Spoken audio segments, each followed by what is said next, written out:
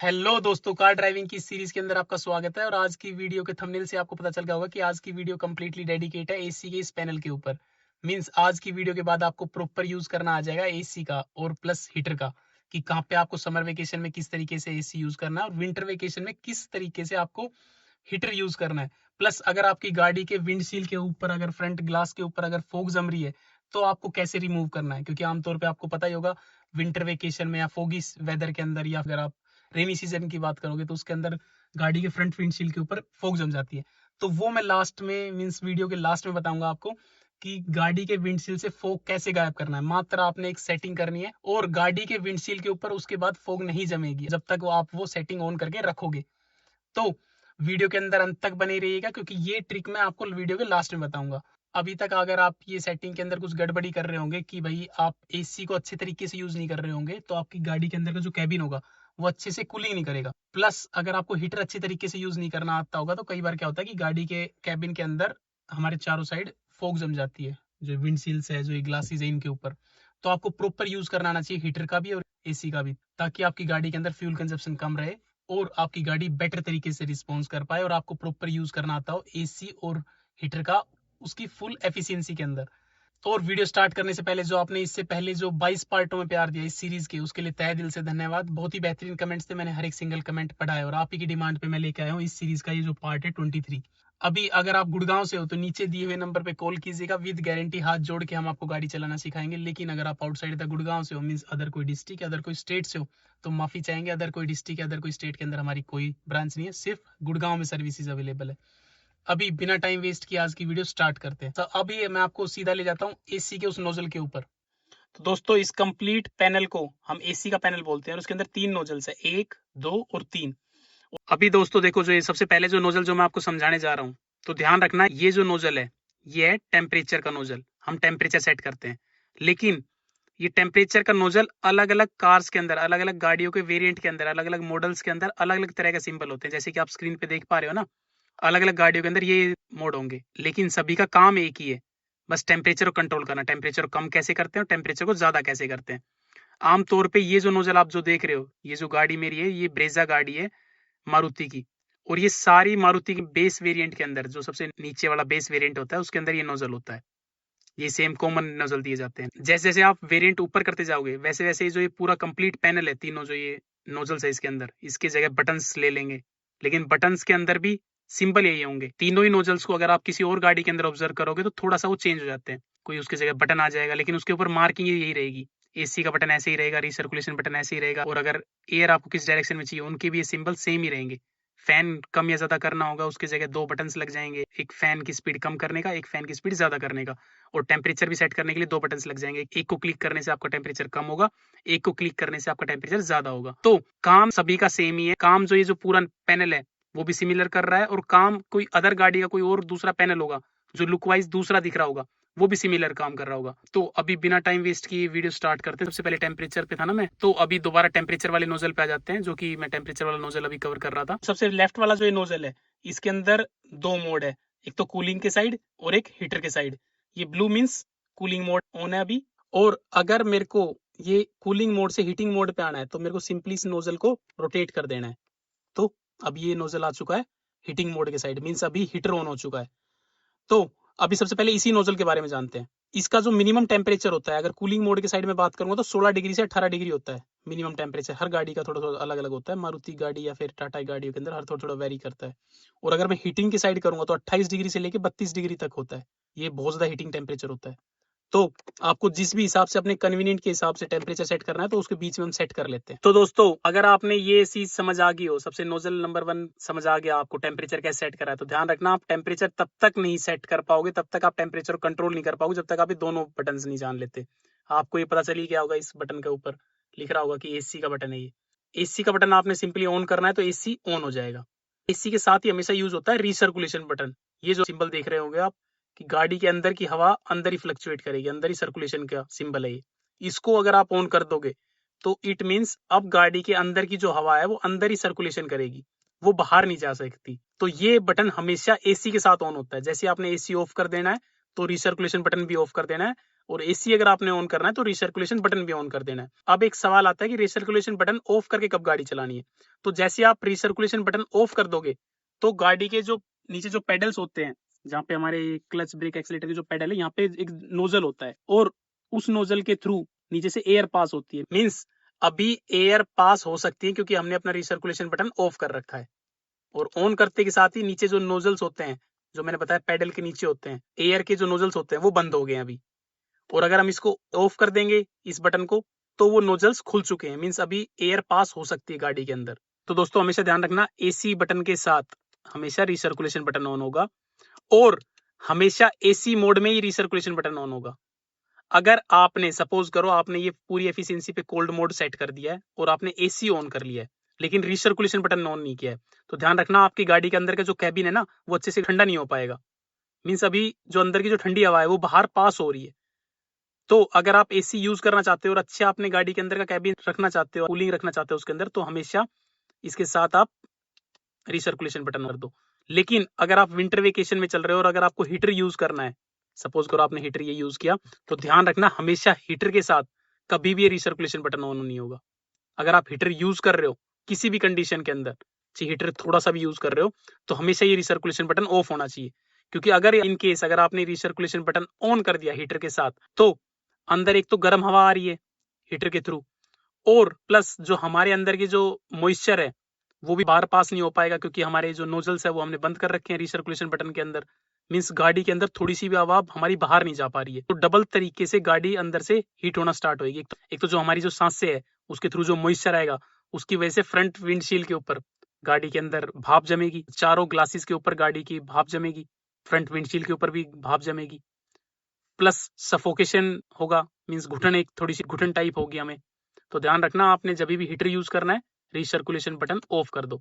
ये recirculation button हमेशा AC के साथ ही ऑन होगा। दोस्तों अभी एसी और हीटर का चैप्टर ओवर नहीं हुआ है, अभी थोड़ा सा और डेप्थ में जाते हैं इस चीज के अंदर। देखो अगर हम एसी ऑन करेंगे तो कंप्रेसर ऑन होता है। मीन्स एक अलग से एक यूनिट लगी होती है गाड़ी के आगे, वो ऑन होती है। इट मीन्स आपका फ्यूल कंजप्शन बढ़ जाएगा, तेल की खपत बढ़ जाएगी। गाड़ी जो एवरेज है वो थोड़ा कम देगी एज कम्पेयर टू अगर आप एसी ऑन करके नहीं चलाओगे गाड़ी तो। लेकिन अगर आप हीटर ऑन करके गाड़ी चला रहे हो तो कोई एक्स्ट्रा फ्यूल कंजप्शन नहीं होता, क्योंकि हीटर जो होता है वो कोई अलग से एक यूनिट नहीं होती हमारी गाड़ी के अंदर। तो उसमें क्या होता है, हमारा जो सिंपली जो इंजन की जो हीट वेव्स होती है, इंजन की जो गर्म हवा है, वो नोजल के थ्रू हमारे कैबिन के अंदर वापस आ रही है।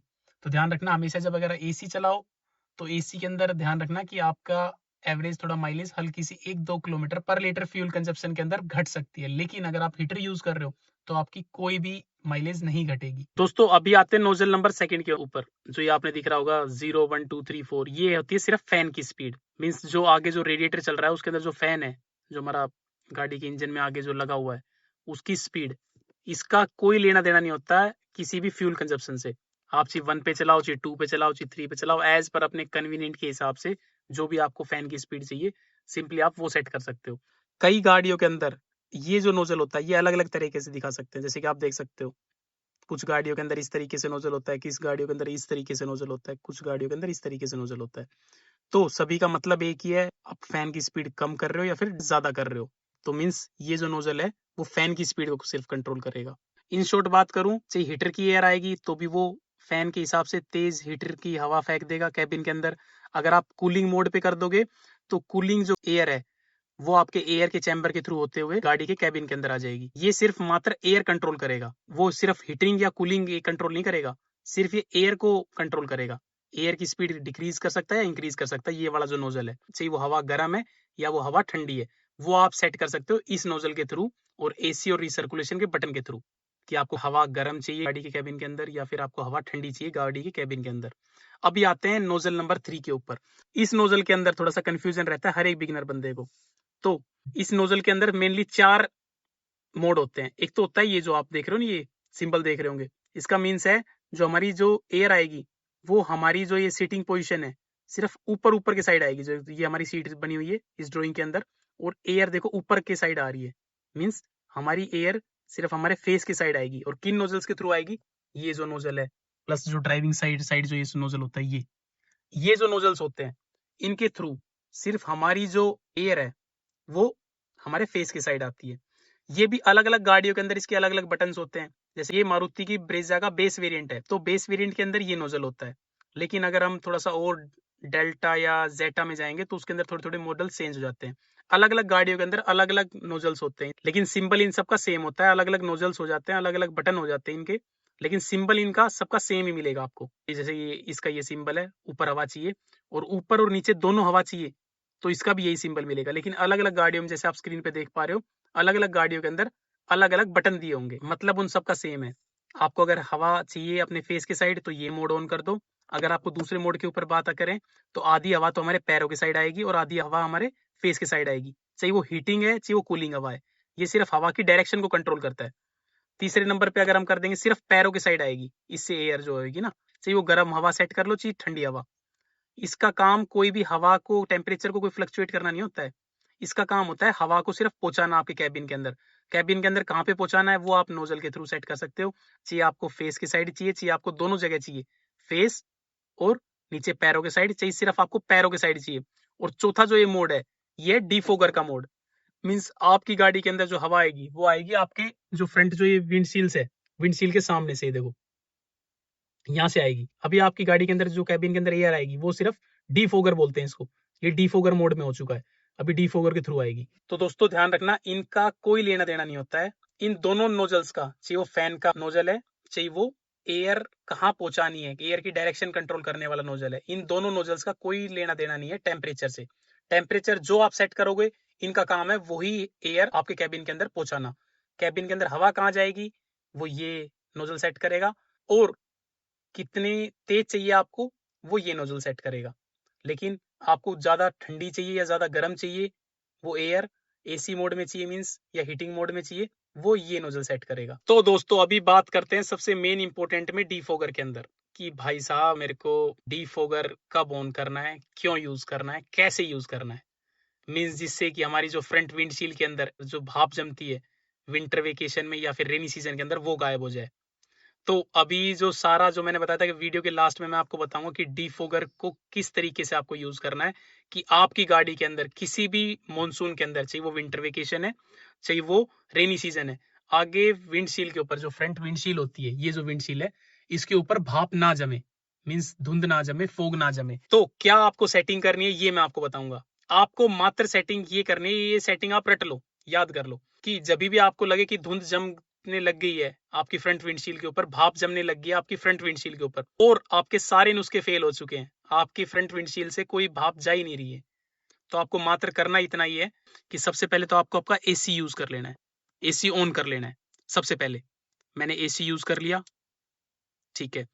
रिसर्कुलेशन बटन ऑफ ही रखना है, ऑन नहीं करना है, ध्यान रखना। रिसर्कुलेशन बटन हमेशा ऑफ रखेगा। अगर आप ये डिफोगर ऑन कर रहे हो तो मैं मान के चलूंगा कि या तो हम रेनी सीजन में ऑन कर रहे हैं इसको, या फिर हम ऑन कर रहे हैं विंटर वेकेशन के अंदर, और दोनों ही कंडीशन के अंदर आपको गाड़ी के अंदर की जो कैबिन है उसके अंदर थोड़ी सी गर्म हवा चाहिए। तो हम थोड़ा सा जो नोजल है जो अभी सेट है, थोड़ा सा हीटर के साइड कर देंगे, पूरा मैक्सिमम भी हीटर के साइड नहीं करेंगे, थोड़ा सा कर देंगे, ताकि हमारी गाड़ी के अंदर हवा थोड़ी सी गर्म आए। और फैन की स्पीड एक पे रहने दो, एक या मैक्स टू मैक्स दो। तो हमने टेम्परेचर यहाँ पे सेट कर लिया है, फैन की स्पीड एक या दो आपकी कन्वीनियंट के हिसाब से। रिसर्कुलेशन बटन ऑफ है लेकिन एसी ऑन है। और जो हमारा जो ये साइड है नोजल का, कि एयर हमें कहाँ चाहिए, वो डिफोगर की साइड है। और इसके बाद आप अपनी गाड़ी बिना किसी रुकावट के आप चलाए जाओ, आपकी विंडशील से, फ्रंट विंडशील से फोग तुरंत गायब हो जाएगी विद इन 15 से 20 सेकंड, मैक्स टू मैक्स बताया मैंने 15-20 सेकंड, वरना 5 से 10 सेकंड में आपकी गाड़ी की पूरी जो फोग जमी होगी ग्लासेस के ऊपर वो सारी गायब हो जाएगी, खास करके फ्रंट विंडशील की। ये सेटिंग आप रट लो। इसके अंदर मैं साइंटिफिकली बता देता हूँ कि ये काम कैसे करती है। दोस्तों देखो, इस सेटिंग के अंदर आपने एक चीज नोटिस करी कि हमने एसी भी ऑन कर रखा है और हीटर भी ऑन कर रखा है। तो एसी का जो मेन काम होता है ना, वो होता है मॉइस्चर को मारना। जो केमिकल कंपोजिशन के थ्रू जो अंदर से हवा आएगी वो मॉइस्चर को मारती है, मींस नमी को मारेगी। आपकी गाड़ी के अंदर जो नमी हो जाएगी आपकी सांसों की वजह से, जो आगे फ्रंट विंडशील पे जो नमी जम गई होगी उसको मारेगी डिफोगर के थ्रू। प्लस आपको कन्वीनियंट के हिसाब से अंदर का कैबिन तो चाहिए, आपको गर्म भी तो चाहिए ना। ये थोड़ी ना आप सर्दी के अंदर एसी मोड के अंदर और आप हवा हटा भी लोगे, आगे की फोग हटा भी लोगे, धुंध हटा भी लोगे, फ्रंट विंडशील से भाप हटा भी लोगे, तो फायदा क्या उसका? आपको कंफर्टेबल फील नहीं होगा, आपकी गाड़ी के अंदर का जो टेम्परेचर है वो ठंडा रहेगा। तो उसके अंदर आप कंफर्टेबल फील नहीं करोगे। तो इसलिए जो मैंने आपका जो नोजल है ये आपको सिर्फ हीटर के साइड कर देना, ताकि अब जो एयर आएगी वो दोनों मिक्स होके आएगी, एसी की भी और हीटर की भी।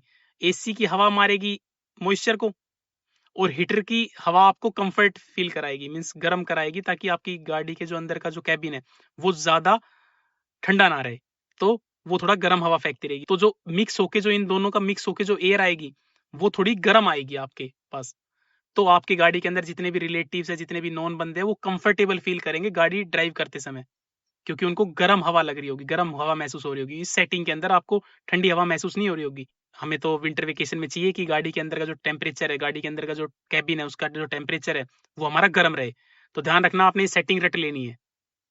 कोई भी पूछता है कि गाड़ी के फ्रंट विंडशील्ड से कैसे फॉग गायब करनी है, कैसे भाप गायब करनी है, तो तुरंत ये सेटिंग आप बता देना बस। इस सेटिंग के बाद 101% आपकी गाड़ी के कैबिन की जो विंडशील्ड्स है और सारे चारों ग्लासेस है वो तुरंत साफ कर देगी। ये जो नोजल्स की जो ये सेटिंग है ये। तो दोस्तों इसी के साथ आज की वीडियो का अंत करते हैं। उम्मीद करते हैं आपको वीडियो पसंद आई होगी, और अगर आपको वीडियो पसंद आई तो एक लाइक, एक प्लीज छोटा सा कमेंट और एक सब्सक्राइब प्लीज कर दीजिएगा, इससे हमें काफी ज्यादा मोटिवेशन मिलता है। और अगर आपका कोई सजेशन है या आपका कोई क्वेश्चन है या कोई क्वेरी है तो आप प्लीज बिना हिचकिचाए जाके नीचे कमेंट सेक्शन में जाके कमेंट कर दीजिएगा। हम जल्दी जल्दी आपके सजेशन, आपकी क्वेरी के ऊपर जल्दी जल्दी रिस्पॉन्स करेंगे। अगर नहीं रिस्पॉन्स कर पाए तो इन फ्यूचर एक कंप्लीट वीडियो डेडिकेट कर देंगे उस टॉपिक के ऊपर। इसी के साथ आज की वीडियो का अंत करते हैं और मिलते हैं अगली वीडियो में। तब तक के लिए जय जय श्री राम।